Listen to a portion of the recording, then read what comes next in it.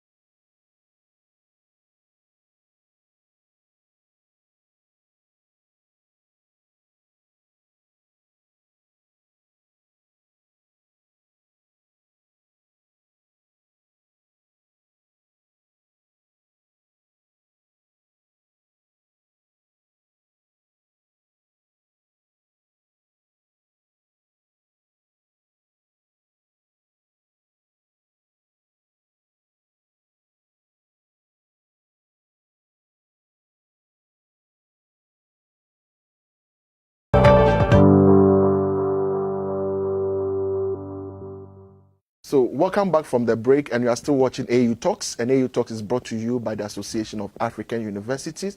You can send your comments, your questions on our social media platforms, AAU on _67 on Twitter, and Association of African Universities on Facebook.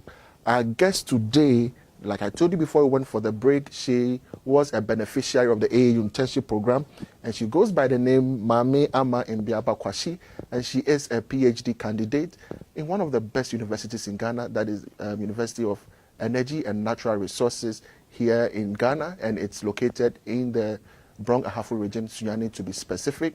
And we are discussing a very important topic, how we can improve environmental stewardship through social engineering. And we want her to share more and then tell us more about that. Mami, you are welcome to AAU Talks. Thank you very much. How are you? Oh, by God's grace, I'm fine. Great. And it's the first time I'm seeing you in 2019, so I can wish you a happy new year as well. Many happy returns. Great. Now we are privileged to have you back because you've been one of the fantastic interns that we've had so far. But for the purpose of this interview, we want our viewers to know more about you. Right. Especially even before you got the internship, right. How beneficial was the internship for you, and what has been the aftermath of the internship? Right. And as you rightly said, I'm Ama Mbeaba Quarshie. I'm a teacher by profession. Okay. And I teach in one of the colleges of education in Ghana. Actually, I had a desire to enter into an area of environment because of the emerging environmental issues that we are finding ourselves in. And as a trainer of trainees and as an educator, most of the time I try to sensitize my students on the need to preserve the environment, because that is all that we have. Anytime the environment goes down, that means that we are all gone. So it is these things that steered the desire for me to go into environmental related courses. And to be precise, I decided to pursue my PhD in environmental related area at Sunyani. So, you know, move from Takoradi to Sunyani, and that is on a regular basis. But I normally attend my lectures on weekends. So I just move weekly from Takoradi to Sunyani. But it is one of this lecture period that I realized that actually education, not only in Ghana, but maybe in Africa, we have a problem. And the problem is the gap between theory and practice. So when I saw the AAU adverts on internship, I decided, wow, let me take advantage of this internship, because I really want to see certain things real especially one thing that clicks is the trickling filter. When we were having a program or a course in waste treatment, and we were talking about the trickling filter, I just told my lecturer, I wish I can see one. So I asked him, why in Ghana can I see trickling filter? He said, in fact, I can't no idea. I have no idea. But I just remember that we have a treatment plant in Accra. So I just decided to just pay them a visit and have a look at the place. I went there and I saw this trickling filter and I said, wow, then this is the place I'll choose for my internship. Okay. So I hooked on the internship program. I went there. Fortunately for me, they also accepted me. Okay. And I started my internship program there. All right, so let's look at what happened during the internship program at the landfill side. Was it so exciting? Did you learn anything new? Yeah. Did you make life decisions based on that internship? Yes, yes. In fact, the very first day I entered the place, I held my nose because that is a fecal treatment plant. So I entered and said, wow, what is happening? So we treat fecal. Wow, fecal. I thought fecal is nothing as waste. We just do. Why should we treat it? So we have a lot of benefits. We have a lot, but since you are going to have your internship, we reserve that. Just go through it and you will have that kind of experience. Did you want to change your mind at that point? No. Okay. No, because I didn't. I'm that type that always want to find out, explore. Okay. So you are curious in nature. Very curious. So anything that I feel it's difficult, it's a challenge, I always want to pursue it and find out what is really there that will make it a challenge. But at the end of the day, I'm able to cross over that challenge. Yeah. Okay. So immediately they said that. I said, yeah, I don't have a problem. So since you are a PhD student, what we want you to do is to undertake a research. I said, well, fine, I'll do that. So they gave me a team to lead the research. And they asked me to go to the plants. And if you are to just enter the fecal plants, my God, if you are just an ordinary person without anything in mind, you will decide to go back. Yeah. Because you just go there with this speed track, trying dislodging the stench. And I said, no. So with my nose masks and all the necessary safety apparel, I just entered the plant there and we started. They actually asked me to do something on the wastes, that in order to be precise, the solid wastes that are found in the fecal sewage. Yes, because they have a challenge with that. So they want me to do characterization, screen, characterize it, and come out with something. Okay. So that was the task that I was assigned to. But I also explored the other areas, various departments and what they do and other things there. Okay. So what happened after the research paper? I believe you completed that research paper, right? Yes, we completed and we published it last year, February. Oh, congratulations. Thank you. I think that is very great. Yes, yes. Okay. Now, so after the internship, what happened next? Was that the same thing that engineered your thesis? Yes. The selection of your problem in fact, and everything? The internship, I would say, was a real dream come true. I was just debating on what research area to pick at the end of my course. Okay. Yeah. So actually my second degree, that is the master's, I did something on electronic waste, on attitudes. Okay. So I decided, should I continue with that and find other ways of solving the problem? But immediately I got to this place, I said, no. I wish I would do something here. So based on the task that I was assigned to, that is the research work, I decided to develop it. Okay. And what I did was that the actual research was to characterize the solid waste that was in the fecal, and look at the various components that are there. Basically, that was the main thing that we did, so that it will inform stakeholders as to how to go about the designing of the plants and probably the various latrines. But I decided to pick this so that I expand it to serve as my project area. Okay. So what I did was that the very first day I entered the place, the first screening, we saw some material. Second, we did that for about a month. On daily basis? Not on daily basis. A day, two, Okay. after Some intervals, yes, intervals, okay. yes. And sometimes too we have some kind of failure due to the reservoir and others.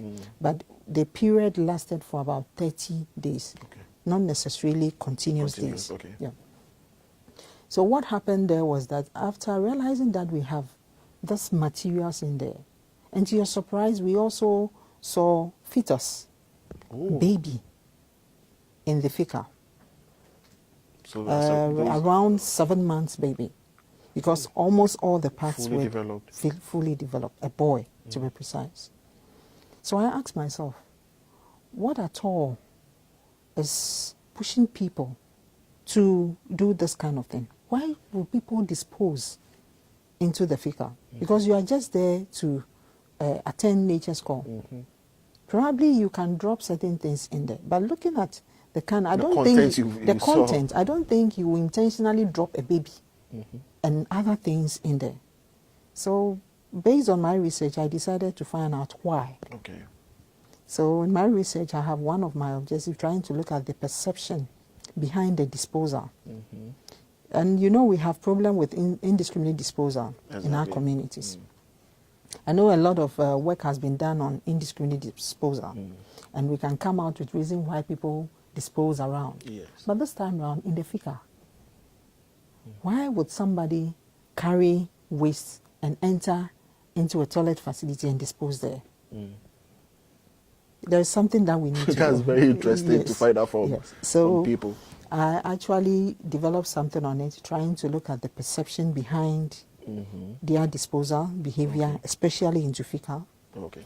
Then also, I'm trying also to come out with another characterization.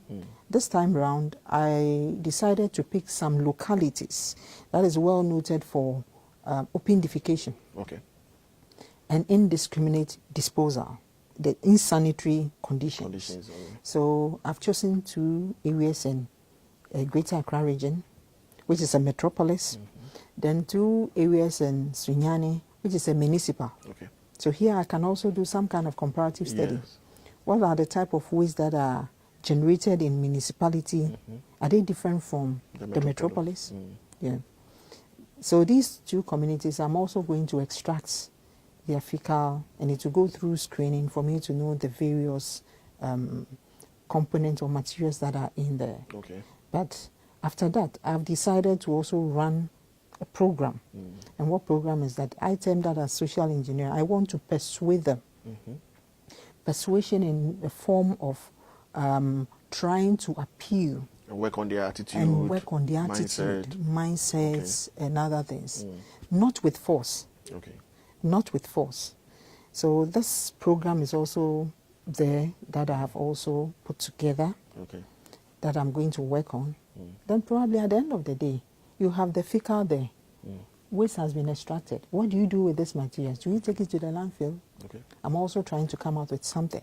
Okay. What can I do with the 2 material that I can put together to come out with some economic value from this material? So in other words, I'm combining social engineering with technical engineering. Okay. And I think this era in which we are, there is the need for engineers to try to integrate social engineering in whatever they do. Because if we don't go by that, normally you design something for a community and they will decide not to use it. Exactly. And it may not work. So why don't we come closer to the community? Let's know what they want. Understand Understand their culture and based on that, that will dictate whatever we have to design for them. And that will help solve most of the environmental problems that we have. Okay, that sounds very interesting, and I think it's going to really help solve most of the major challenges that we have. But earlier on, you made a mention of the fact that you've not gone so much deeper into the research work now, but I know you have some hypotheses. What are some of the reasonings, or what are some of the issues? Why do you think people would dispose solid waste into the fecal content? What are some of the things that you can just hypothesize? Actually, you know, there are various reasons why people do things. And if I'm just to come out with something, really, what we can talk of is, let's look at the mindset. Okay. What notion do they have about fecal? What is the cultural perception do they hold about fecal? That is the first thing. If they see fecal as something nasty, something bad, probably because we have solid waste, it is also waste. Why don't we put the two together? Okay. Because we have waste and waste here. Okay. Let's put them together and just try to get rid of them. So most of the time, people are coming from this angle, that this is nasty, we don't need it. So it is waste from the body system. And these are the waste that we also generate. Let's put it somewhere. Okay. So they have this kind of mindset in doing that, aside other reasons that we can talk of. Okay. And here, if we are able to, for now, I've done the questionnaire. Okay. And I'm in the process of analyzing it. And that is where I'll come out with the various reasons why behind their disposal practices. Okay. So in your questionnaire, what are some of the things you're looking at? What are some of the questions you put together to test? Well, they are very broad. Okay. Very broad. I looked at the various insanitary conditions in the community. I looked at how they dispose their domestic waste. How do they do it? Do they walk to the landfill? Do they have a transfer station where they take this waste and this truck will come for it? What is the distance? Because sometimes it will also discourage them. It's too far. Okay. So let me put it here. So what is the distance between them? How do they package their waste? Do they have a bin that they put the waste in? Or they decide this normal thing, black polythene, let me just put it in a polythene. And since it's handy anywhere, I just put it. What is the distance between where they dispose their waste and the toilet facility? Okay. Are they close? And from observation, most of the communities have those public latrines closer to the transfer stations or landfill sites. What is the mindset for putting these two together? So already there is something culturally there that we have at the back of our mind that these two must be put together. And you see it. Look at the way we build our houses. We normally detach the toilet from the main. Exactly. Our traditional houses. The traditional homes, yes. The toilet will be somewhere else. And sometimes those who normally use the bucket with the waste and others, if they ask you to go and put the waste or the rubbish in the bin, you only go closer to the toilet and place the bucket there. Because you feel the toilet place is a no-go area. Okay. Yeah. Wow. So these are some of the things that I raised in my questionnaire. Aside that, I also have something in there on the knowledge that they have about fecal. Whether they know whether fecal can be used for something good. Yeah. And if it can be used, whether they will even want to use that particular product from fecal. So that will also inform us about the way a manner... Interventions will come out of it. Yes, interventions that will come out of it. Okay. So we have a whole lot of questions in there. Okay. Now, one key thing that is very important, listening to you, I'm just asking myself over and over again, that what will push someone to go away from the public toilet that has been provided in the community to an open space and then defecate? What at all would inform someone to do that? I believe that there are some underpinning reasons why someone would just walk past it, and then, because until we are able to make good use of the facilities that are provided, open defecation may or might not stop. Yeah. I think some of the reasons here, not based on research, but I happen to live in such communities, as I said. And I can also tell it from my own experience. And living in such communities, in those days where we have the buckets, where we use the bucket system, the fecal is in the bucket, and we have this janitors coming to pick it and other things. So immediately it's full. What do? You must visit the public latrine. When you visit the public toilet, what happens? Sometimes you go, the place is so nasty. And those days, I happen to live around a place closer to the beach. Oh, let's go to open range. Okay. Where you have free air. Where you have free air. You go there and the place also is still nasty. But it looks as if you can also find other places that are a bit okay for you to do it. If the place is nasty, normally they will say, oh, this side of it, that place is nasty. Don't let us go there. Let's go to this side. So that is to tell you that the underlying factor, from my own point of view, is that people will normally wouldn't go in there because of the insanitary conditions. I see. Because if the place is nice, everything is in order, then the stench will go down. Then people will love to stay in there. But if we have that kind of insanitary conditions there, then you'll be forced, oh, for this place I'm going to pay, and the place is so nasty. I would prefer to go to the open range where I also wouldn't pay. Okay. So these are some of the things that will encourage people to go outside, leading to open defecation. Right now, if even we want to solve the problem of open defecation, provide all the facilities. Provide all the facilities. If we don't work on the people's attitude in order to maintain and keep it well, we'll still have open defecation. Sure. That's very true and interesting. Yeah. But then how do you, I like the fact that you are looking at social engineering, which is very important. Yeah. So how do you intend doing it as part of your work?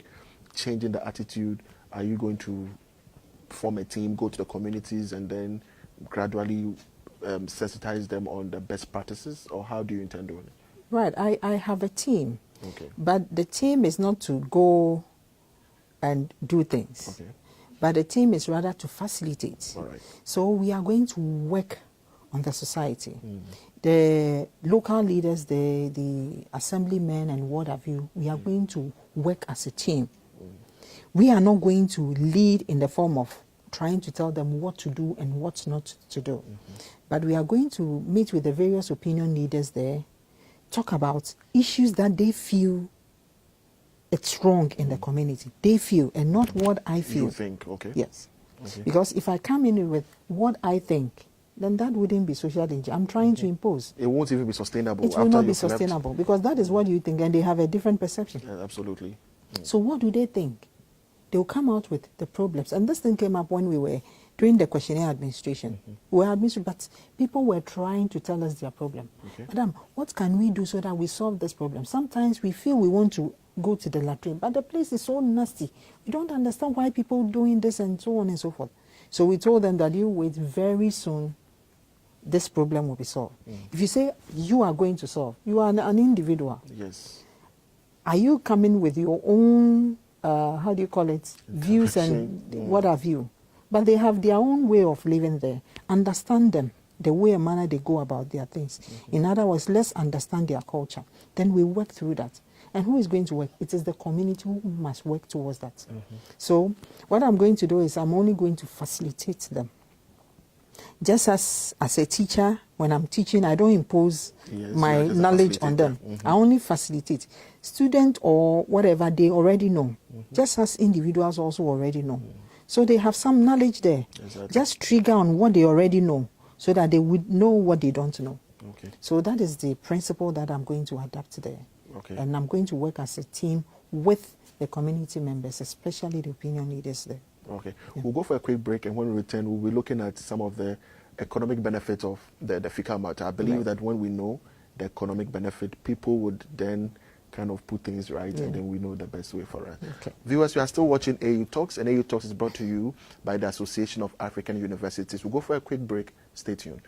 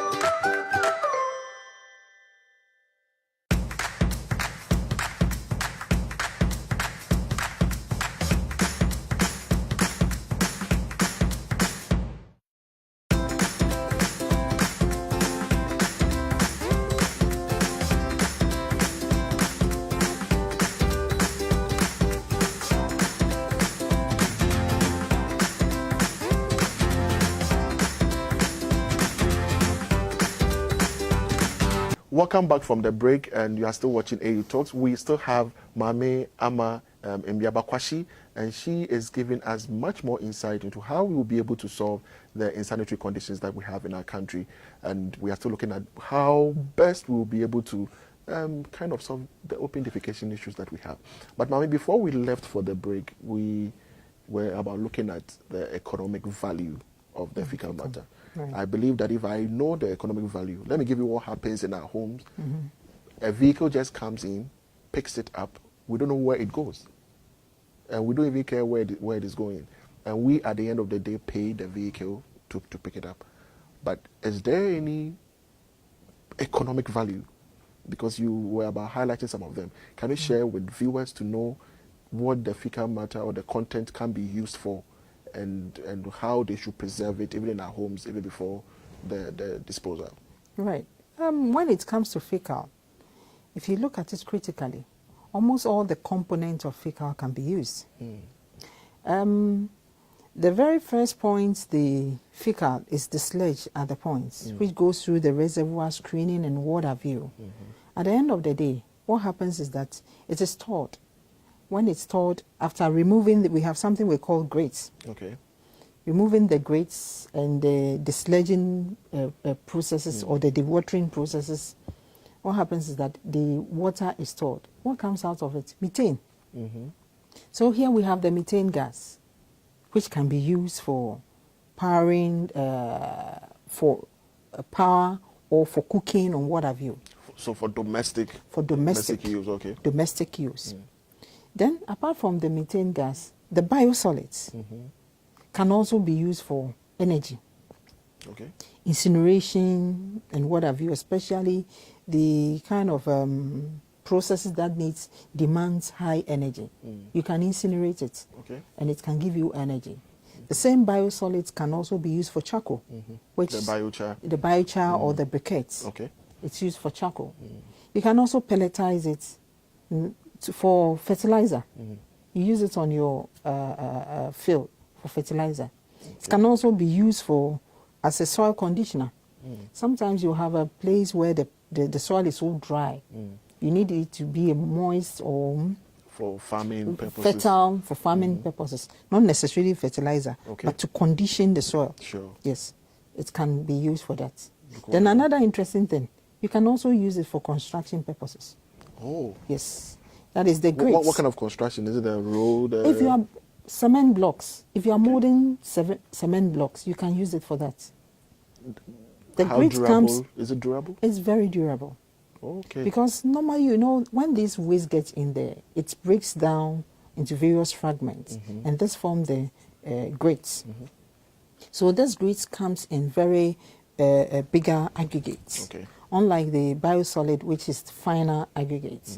So this grates can be mixed up with the sand and the cement and what have you for such purposes. Okay, so even when you are constructing a building and the place is waterlogged, you can use it. You can use it. But we have various proportions, and there is a study on that. You can use that for construction purposes. I hope our contractors and civil engineers are aware of this. That is the problem we have now. Okay. Most of us see fecal as something nasty, and we don't want to go close to it. So most people don't know the value of it. And it's unfortunate that we are the third world country or developing country, so to say. We have problems or challenges with our sanitation.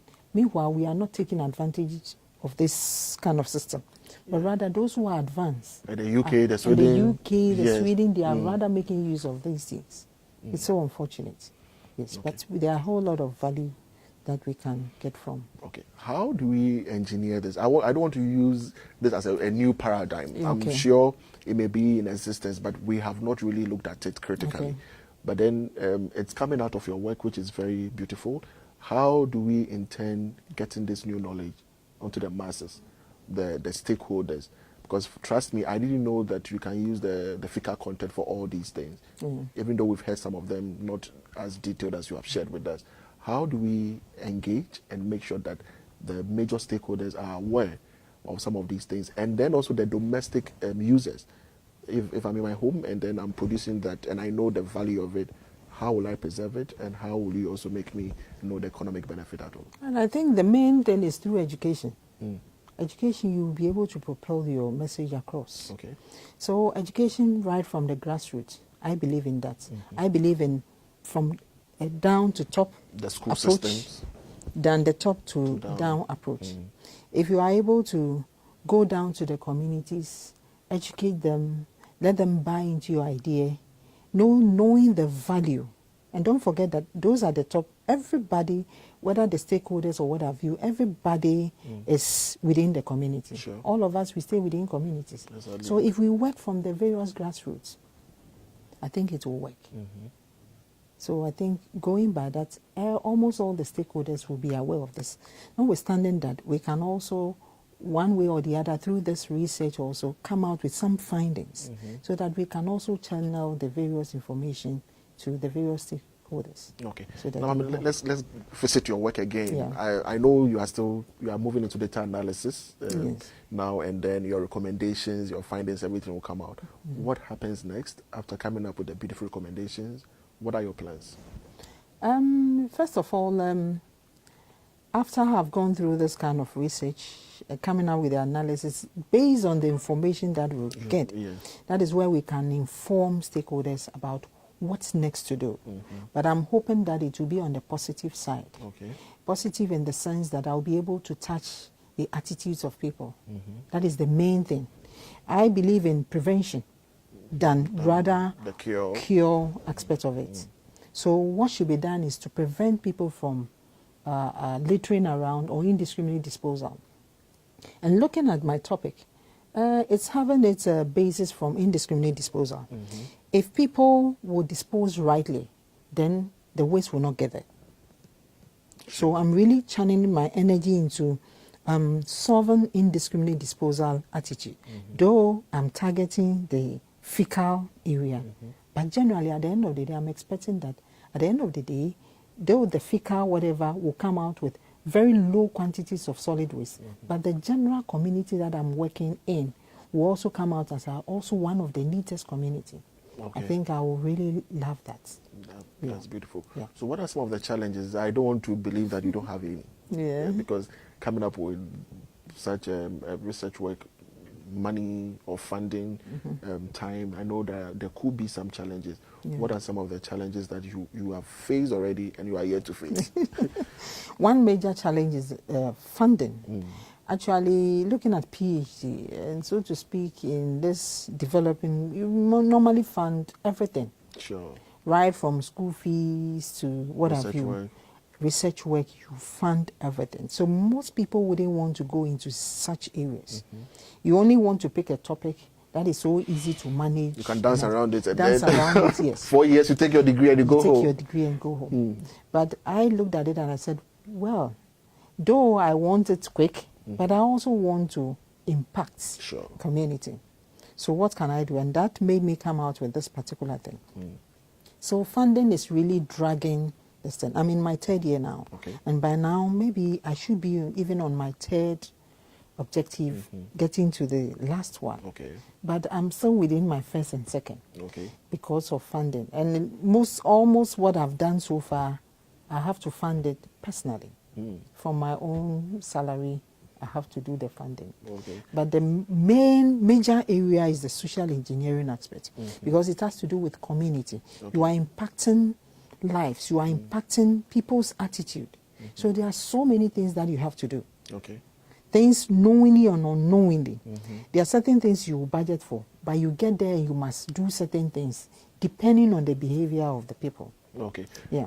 So that is the aspect that will take chunk of the research.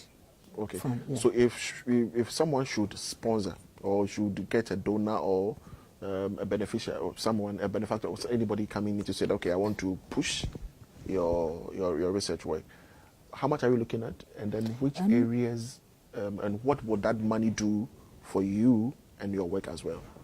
Actually, we are talking about 40,000 Ghana cedi. In old currency, we talk about 400 million. Okay. And in US dollars, we are looking at somewhere around... somewhere around, is it? 8,000, let's say $8,000. That is if the dollar is 5 cedis. 5 cedis, yes, we are talking about 8,000 plus, yeah. Okay. Yeah. So which areas would this go into? And I believe the 40,000 is the entire work. Is the entire work. The project that will come out of it. Yes. Okay. The 40,000 is the entire work. But if we are to single out just the intervention approach, that is the social engineering. That is taking about more than 20,000. 20,000. Okay. Because you have to go into the community. Go into the community. Even the activities that I'm going to run. I'm running activities at the churches. I'm running activities at the schools. Okay. I'm running activities at the community. There will be Deba. You have to give a talk. How you are even going to invite them? You must entice them to come. To come, sure. So that you speak to them, you talk to them. And the monitoring the and monitoring and what have you. Okay. And when it comes to the classroom activities, as I said, sometimes I need to supply them with certain materials. And as a teacher, you know, classroom activities, you must provide them with some materials to work on. TLMs and what have you. So it's going to be some sort of fun whilst learning. Yes. That is the approach I'm taking. And with the church too, it's going to be fun whilst learning. That is the approach. So I'm also coming out with some competition, even at the church bases or the mocks or the school bases, competitions and others, where people will compete in the form of game, in the form of songs, that relates to indiscriminate disposal, in a form of, how do you call it, picture painting. Posters and what have you. And the best poster that comes out will be used as the major poster for the program, project. So if a child like this sees that's my poster, I was the winner of that thing, and your posters all around the place depicting stop indiscriminate disposal, I think that child will learn something. Sure. Yeah, it will motivate that child deep within, and that child can even be an ambassador in this kind of advocacy.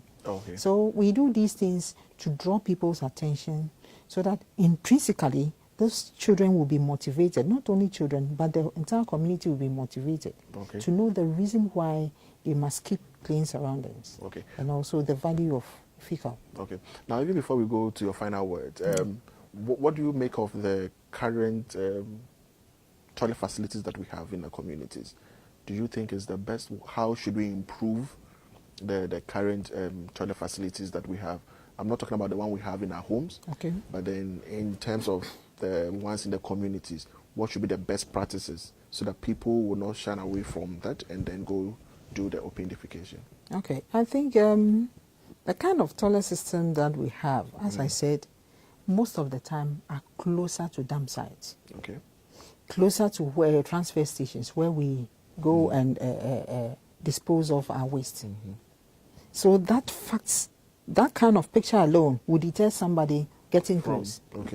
Somebody who normally uses his or a toilet facility, very clean one in the house, when gets to a different community where there is no toilet facility and sees this, wouldn't want to get close because of the so-called stigma attached to it. This person, maybe in that kind of thing you respect so much, will find his or her way somewhere else doing it. But I'm of the view that if these toilet facility can be kept clean, even the surroundings alone, you see it and you might think in somebody's house. Sure. And that is the kind of project I'm going to undertake. I think I saw one. I think I was traveling to Tamale. I saw one beautiful.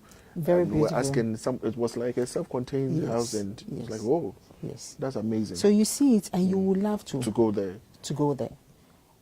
And it shouldn't be only the outward appearance. The inward one too is very, very, very important. So it should be kept clean. But this time, right, you know, when somebody is in there, it's out of the public view. So that is where you are personally. And that is where your attitude is at stake. What are you doing there? Are you learning to keep the place clean just as you met it? And that is what we want to talk about. So that is the social engineering aspect. The social engineering, very important. So if you are able to stir that kind of thing in that person, the person will leave the place so neat for another person to also come and enjoy. Yes. Okay. Now let's take a final word. Right. What should we expect from you as a country? Because trust me, I think I will be one of your ambassadors Right. for this. Right. It's so innovative and fantastic. What should Ghanaians and the entire African continent expect from you finally? Actually, what I want to do is I want to avail myself to whatever, any stakeholder, any whatever agency who is ready to champion environmental issues. And not just pay lip services to it.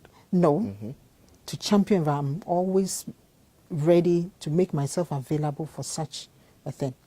And the next thing is that I always want to, wherever I go, want to project the environment, because that is all that we have. Sure. If we lose the environment, all human, yes. So I'm trying as much as possible within my own means to do what is right environmentally. And normally these things comes from our moral makeup. Our moral makeup. So if we are able to address our attitude morally, we come up upright. I think it's also going to help in all these things. So I'm ever ready to champion any of these things when I'm called upon. Okay. All right. Thank you very much for passing through this early year and sharing with us the most important things that we've been doing. And we're also happy that at least we've gotten to know what the internship had done in your life. Enjoyed it. Exactly. And we hope that we'll continue and do more. But we are interested in your work and then the outcome of it. And we pray that you'll get some kind of donor support so that you come up with excellent. Yes, in 2019, I'm sure things will go in that direction so that we'll be able to come up with an excellent work, which will not only be beneficial to Ghana, but the entire African continent. So we wish you all the best, and then we are with you in this process. All right. Thank Viewers, you so much. Yes, you're welcome. Viewers, this is how far we would go, and it has been AU Talks. We have been discussing ways of improving environmental stewardship through social engineering, and we were privileged to have one of our own past intern who was our guest today. Don't forget that AU Talk streams every day. Join us, and we have insightful discussions for you. Stay tuned.